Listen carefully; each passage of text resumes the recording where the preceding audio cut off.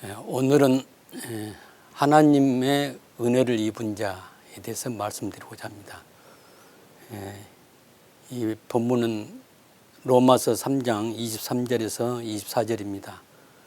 모든 사람이 죄를 범하였음에 하나님의 영광에 이르지 못하더니 그리스도 예수 안에 있는 구속으로 말미암아 하나님의 은혜로 값없이 의롭다 하심을 얻은 자 되느니라. 성경을 통해서 사람을 두 종류로 구분합니다. 하나님의 은혜를 입은 자와 하나님의 은혜 밖에 있는 자입니다. 은혜를 입은 자란 말이 창세기 6장 8절에 노아는 여호와께 은혜를 입었더라와 신약성경 누가복음 1장 28절에 가브리엘 천사가 예수님의 수태를 알리기 위해서 요셉과 마리아 앞에 나타나 말하기를 마리아에게 은혜를 받은 자여 평안할지어다 주께서 너와 함께 하시도다 라고 말합니다. 그때 마리아는 놀라서 천사에게 이런 인사가 어디 있습니까? 하고 말합니다. 천사는 다시 1장 30절에서 말하기를 마리아에게 마리아여 무서워 말라 네가 하나님의 은혜를 얻으니라 라고 말합니다.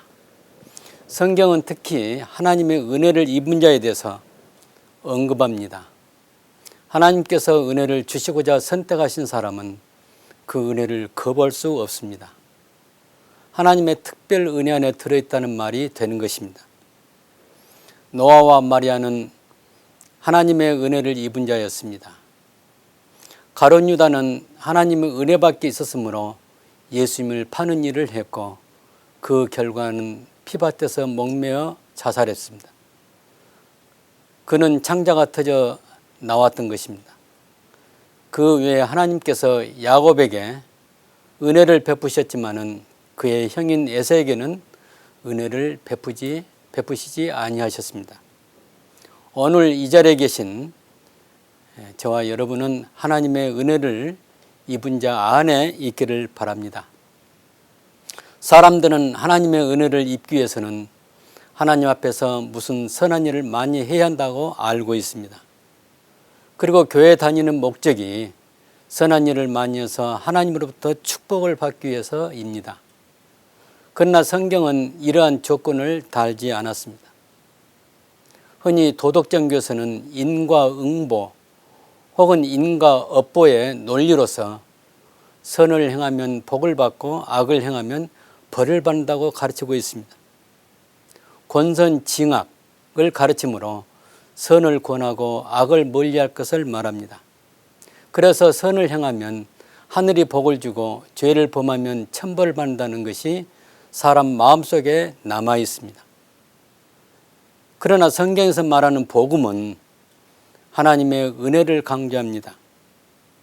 지금 이 시대의 기독교 안에는 복음이 아닌 인과응보 사상으로 다른 종교처럼 복을 추구하는 사람들이 많이 생겨났습니다. 이것은 분명 이단에 속한 것입니다. 우리의 믿음의 선배들은 분명히 선을 그어서 오직 하나님의 은혜를 강조합니다. 16세기 종교개혁의 주제는 오직 믿음, 솔라 피데와 오직 은혜, 솔라 그라티아였습니다. 이 말은 당시 기독교, 그 당시는 로마 천주교입니다. 변질되어서 하나님 말씀이 떠나므로 교회는 많은 미신과 종교적인 의식을 중시하는 시대가 되었습니다. 그 시대의 종교개혁자인 마틴 루터와 존 칼빈이 개혁의 구호를 외친 말입니다. 오늘날도 그런 말을 외치는 사람이 있습니다. 오직 믿음, 오직 은혜. 이 말은 우리 신앙생활에 너무 중요합니다. 우리가 구원되기 위해서는 첫째 하나님의 은혜가 주어져야 하고 둘째는 은혜를 베푸시는 성부 하나님과 그의 보내신 독생자 메시아 그리스도이신 예수님의 구속의 은혜를 믿음으로 구원이 되는 것입니다. 특히 구원 문제에 있어서는 하나님이 우리에게 주시는 은혜, 우리는 성부 하나님과 성자 예수님이 이루시는 구원을 믿음으로 받아들여야 하는 것입니다. 그러면 하나님의 은혜 안에 들어오기 위해서는 우리는 무엇을 어떻게 해야 합니까? 하나님의 은혜에 이르기 전에 내가 어떤 상태란 것을 알아야 합니다. 성경은 말하기를 모든 사람이 죄를 범하였다고 합니다. 이 말은 모든 사람이 죄인이란 말입니다. 죄를 지어서 죄인이 되는 것이 아니라 원래 죄로 태어났기 때문에 죄인 것입니다. 그러므로 모든 사람은 죄를 지어서 죄인이 아니라 죄로 태어나서 죄인이라고 하는 것입니다. 다시 말하면 태어날 때부터 죄성을 지닌 본태적인 죄인이라는 것입니다. 우리 가운데 아직 죄를 습관처럼 범하는 것은 그 사람이 아직 하나님의 은혜가 무엇인지를 알지 못하고 있다는 것을 증명해 주고 있습니다. 오늘 우리는 자신의 상태를 살펴보아야 할 것입니다. 교회는 출석하지만은 습관적인 죄에 머물고 있느냐 아니면 하나님을 향하여 죄를 점점 멀리하고 있느냐는 하나님의 은혜에 이르지 못했느냐 하나님의 은혜 안에 들어있느냐를 구분할 수 있는 것입니다. 하나님의 은혜를 입은 자는 철저하게 자신이 죄로 태어났으며 자신이 죄임을 시인하고 이대로는 지옥 형벌을 면할 수 없다는 것을 인정하고 하나님의 은혜가 필요하다고 하는 하나님의 의에 주리고 목마른 자가 되어야 할 것입니다. 마태복음 5장 6절에서 예수님께서 팔복에 의에 주리고 목마른 자는 복이 있나니 저희가 배부를 것이며, 오늘 현재 여러분의 신앙 상태를 살펴보시기 바랍니다. 그저 주일 예배에 참석하고 1시간 예배에서 설교를 경청하고 헌금 순서에 따라서 헌금을 드리고 찬송가를 부르며 마지막에 목사님의 축도로 예배를 드리는 것으로 매 주일마다 반복합니다.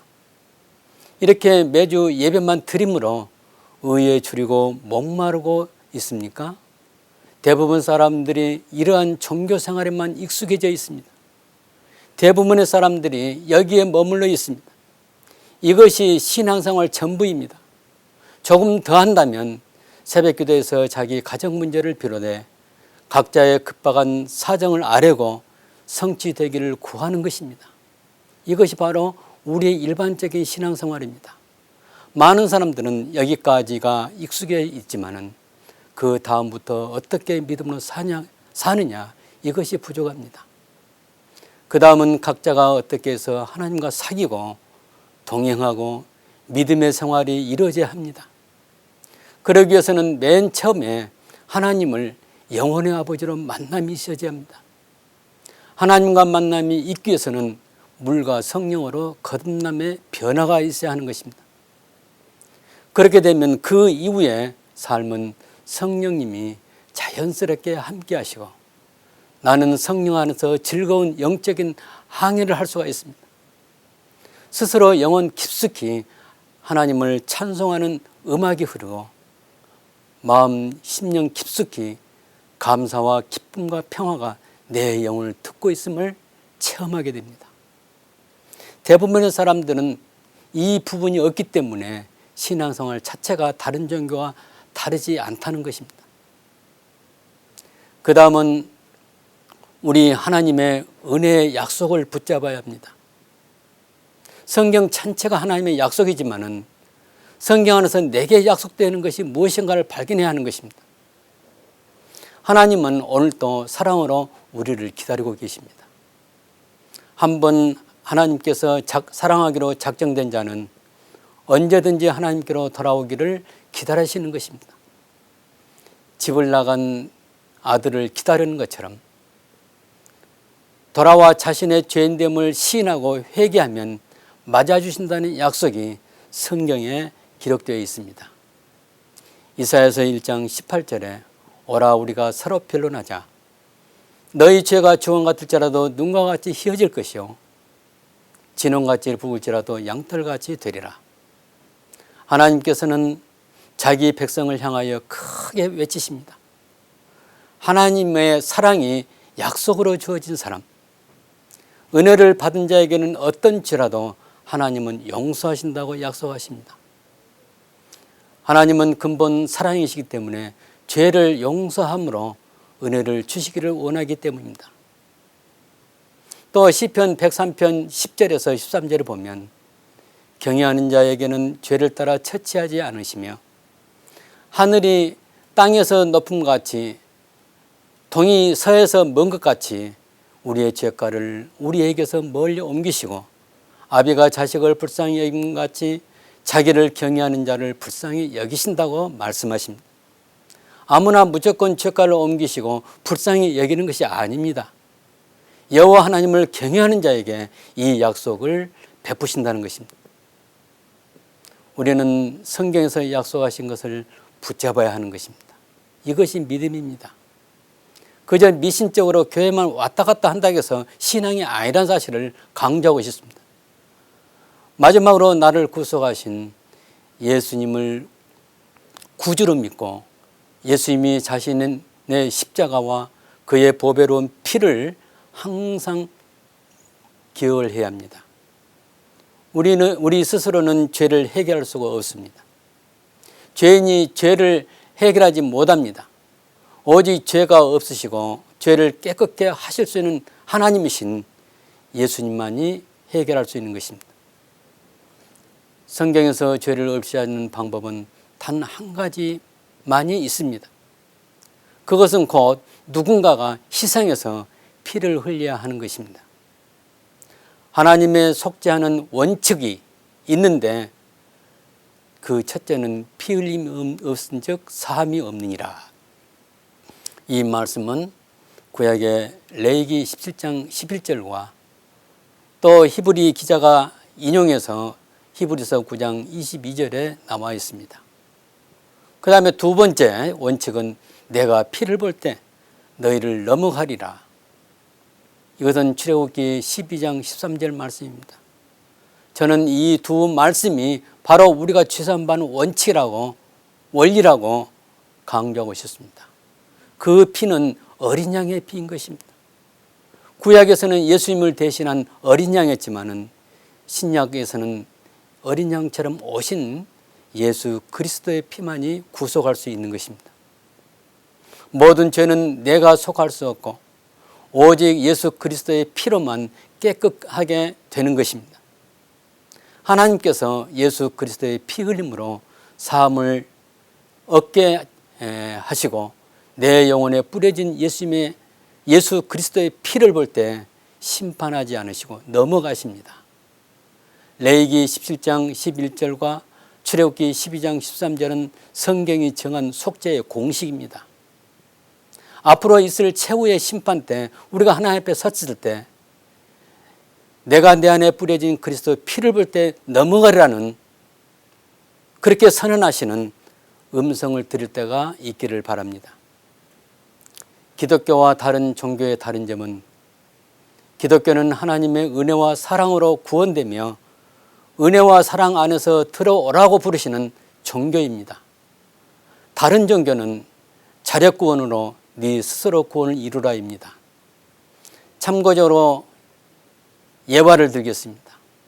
다른 종교와 기독교의 가르침을 비교해서 말씀드리겠습니다. 철학을 대변하는 소크라테스는 이렇게 말합니다.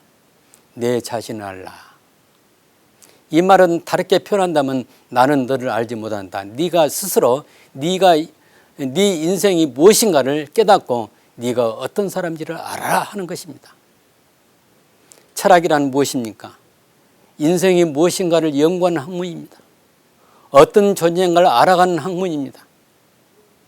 그 다음에 불교를 대표하는 석가모니가 한 말을 들어보겠습니다. 나는 나를 깨닫기 위해서 보리스노아 마을에서 고행했고 그 결과로 각을 했다. 이 각이라는 말은 깨달음을 말합니다. 그러고 나서 내가 부처가 됐다. 너도 나처럼 해서 부처가 되어라 이렇게 말하는 것입니다. 불교에서 부처가 되는 것은 구원인데 이것은 각자가 해결한다는 것입니다. 이 구원을 다른 말로 해탈이라고 합니다. 불교의 가르침은 내 스스로 구원을 이루라. 석가모니는 불교의 대표적인 샘플입니다. 이것은 곧 석가모니처럼 고행해서 깨닫고 부처가 되라는 것입니다. 그러나 우리가 읽는 성경의 가르침은 무엇입니까? 구원은 오직 예수 그리스도의 피로 구원한다. 네 스스로 할 수 없다. 소크라테스의 내 자신을 알라는 그 말은 곧 나는 너를 모른다는 그런 말과 같습니다. 그러므로 네 자신은 스스로 깨달아라. 그러나 성경은 이에 대한 대답이 있습니다. 모든 인성은 죄인이다. 그렇게 답합니다. 석가모니는 나는 네가 내 스스로 깨달아서 부처가 되었다. 마찬가지로 네 스스로 부처가 되라. 이 말은 다른 종교에서 말하는 것처럼 선행을 강조하고 고된 종교적인 행위를 하라는 것을 말해주고 있습니다. 어떤 계율을 정해놓고 그 계율을 지키지 않으면 구원을 이룰 수 없다고 하는 것입니다. 그리고 종교적으로 열심히 살았던 샘플을 두어서 그 사람처럼 열심히 노력하고 성자의 삶을 살라고 가르칩니다. 물론 기독교에서도 다윗과 같은 믿음의 사람이 샘플이 있습니다. 그들이 어떻게 하나님을 경외하면서 은혜 가운데 살았냐 하는 것은 좋은 예가 될 수 있습니다. 중요한 것은 하나님의 은혜 안에 이르렀냐의 문제입니다. 하나님의 은혜는 선물입니다. 값없이 주어지는 선물입니다. 이 선물은 그저 받아야 선물이 되는 것입니다. 이 은혜는 예수님의 십자가 이전에 창세전부터 마련된 준비되어진 하나님의 은혜이고 이 은혜에 따라서 하나님은 우리를 구원하신 것입니다. 우리를 먼저 하시고 사랑하시라고 말씀하셨으며 그 사랑을 예수님의 십자가로 확정한 것입니다.